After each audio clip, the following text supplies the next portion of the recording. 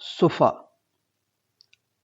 تحویل کعبہ کے بعد مسجد نبوی کا رخ بدل گیا۔ مسجد نبوی میں شمال کی طرف اقامت کے لیے جو جگہ تھی وہ خالی ہو گئی۔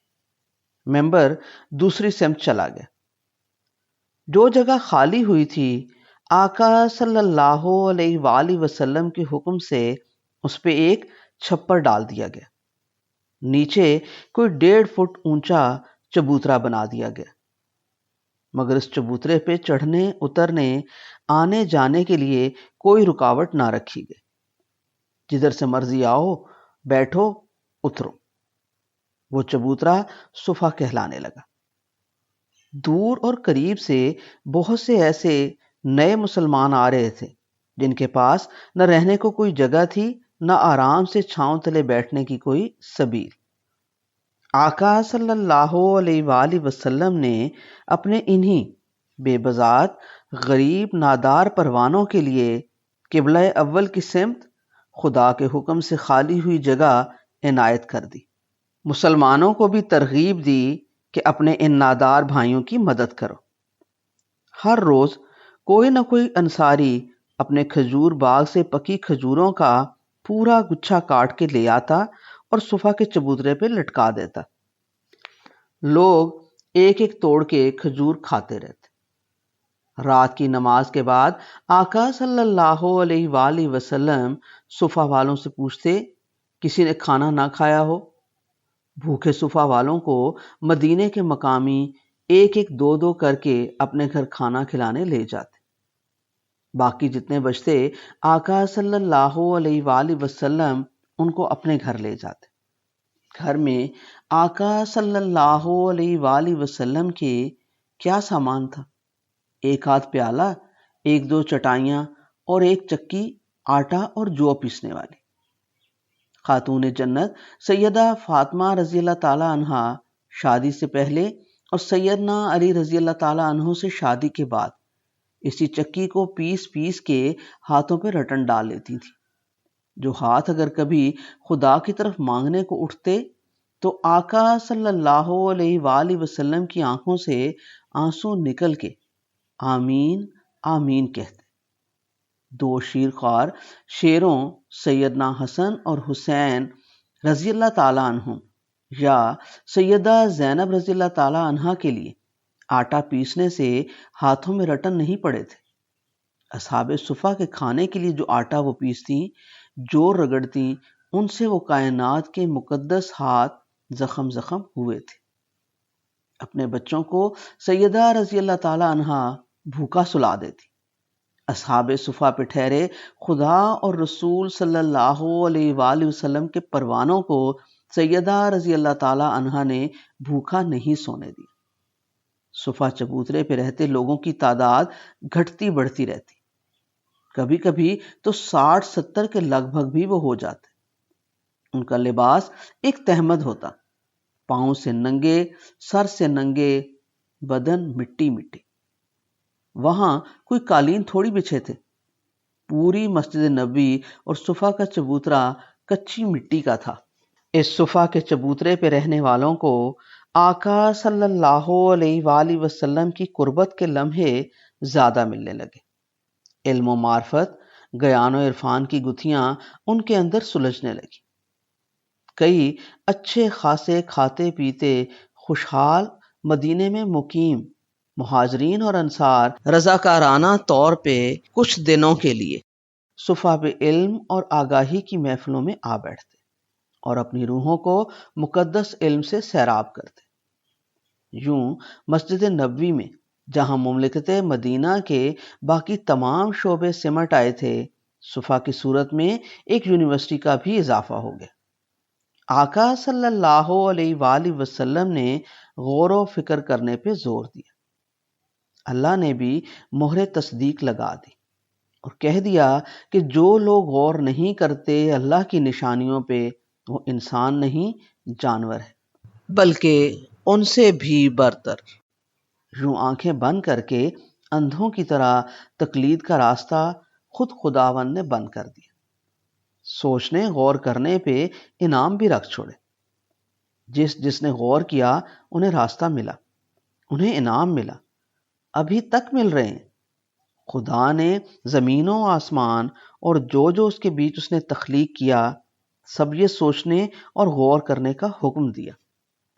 زمین اور اس کی مخلوق کے پیدا ہونے، موسموں کے بدلنے، بادلوں کے رنگ چرانے، پرندوں کے اڑنے، بحری جہازوں کے تیرنے، لوہے کے آسمان سے اترنے، چوپایوں کے چلنے، کھیتیوں کے اگنے، پھلنے پھولنے، ایک ہی مٹی سے رنگ رنگ کے پھول اگنے اور الگ الگ حسین ذائقوں کے پھلوں کے پھیلنے میں خدا کی نشانیوں پہ غور کرنے کو کہا گیا۔ ستاروں پہ سوچنے کا کہا گیا کہ دیکھو اپنے اپنے مدار میں کیسے تنظیم اور نظم سے تیر رہے ہیں۔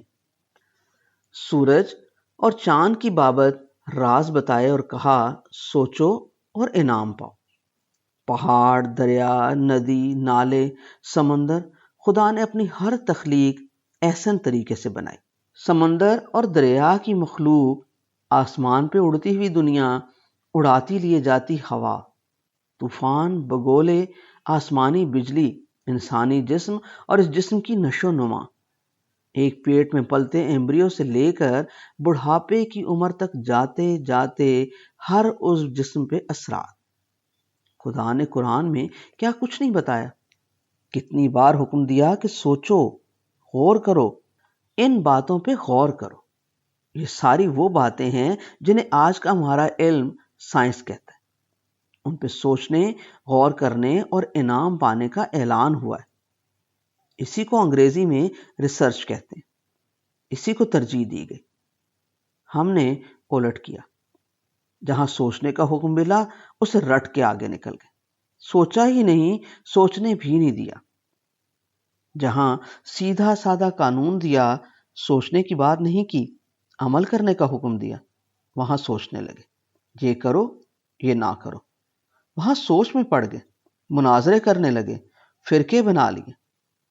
قرآن کہتا ہے بے شک آسمانوں اور زمین کی پیدائش اور رات اور دن کے بدل بدل کے آنے جانے میں عقل والوں کے لیے نشانی ہے، جو کھڑے اور بیٹھے اور لیٹے خدا کو یاد کرتے اور آسمان اور زمین کی پیدائش میں غور کرتے کہ اے پروردگار تو نے اس کو بے فائدہ پیدا نہیں کیا، تو پاک ہے، تو ہمیں دوزخ کے عذاب سے بچانا۔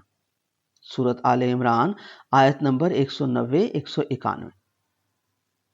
غور کرنے والوں کے لیے نشانیوں کا ذکر قرآن بار بار کرتا ہے، اور وہ وہی ہے جس نے زمین کو پھیلایا اور اس میں پہاڑ اور دریا پیدا کیے اور ہر طرح کے میووں کی دو دو قسمیں بنائیں۔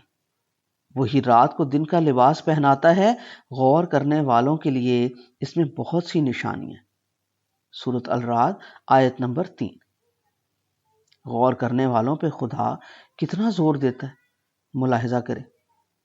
وہی تو ہے جس نے آسمان سے پانی برسایا جسے تم پیتے ہو، اور ایسے درخت بھی جنہیں تم اپنے چوپایوں کو چراتے ہو، اسی پانی سے وہ تمہارے لیے کھیتی اور زیتون اور کھجور اور انگور اگاتا ہے، اور ہر طرح کے پھل غور کرنے والوں کے لیے اس میں نشانی ہے۔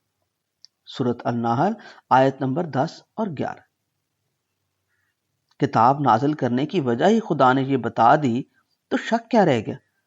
فرمانے باری تعالیٰ ہے قرآن میں، اور ہم نے تم پر ہی یہ کتاب نازل کی ہے تاکہ جو لوگوں پر نازل ہوئے ہیں وہ ان پر ظاہر کر دو اور تاکہ وہ غور کریں۔ سورۃ النحل آیت نمبر 44۔ اب غور و فکر، سوچنے اور کچھ کرنے کے لیے خدا نے بار بار اس شدت سے جو تلقین کی وہ غیروں نے سن لی، پلے باندھ لی۔ انہوں نے پرندوں سے اڑنا سیکھا، ہوائی جہاز بنائے، پانی کو سمجھا، اس سے قوت لی، آسمانی بجلیوں کا سراغ لگایا، اپنے شہر روشن کیے۔ انہوں نے وقت کے پہیے کی رفتار کو سوچا اور ہم سے صدیوں آگے نکل گئے۔ ہم وہ بد نصیب جن کے لیے سارے حکم نامے اترے، وہ اسے سمجھے بغیر آنکھیں بند کر کے گردنیں ہلا ہلا کے اسے رٹتے رہے۔ سوچا اور غور کیا، کچھ بھی نہیں۔ کہیں سوچا بھی تو اس بادام کے چھلکے کو سوچا، اخروٹ کے ہڈی نما خول پہ غور کیا، مگر ان کے اندر جو مغز ہے، جو گری ہے، ساری تاثیر، سارا اثر، ساری فوقیت جس میں ہے اسے چھوا ہی نہیں۔ ظاہر ہے جب تک ہم اخروٹ کا چھلکا نہیں توڑیں گے اس کی گری تک کیسے پہنچیں گے؟ کاش آج اسلامی دنیا میں ایسا کوئی مقام صفا ہو جہاں سوچنے اور غور کرنے کی اجازت ہو، جس کا خدا نے بار بار حکم دیا ہے۔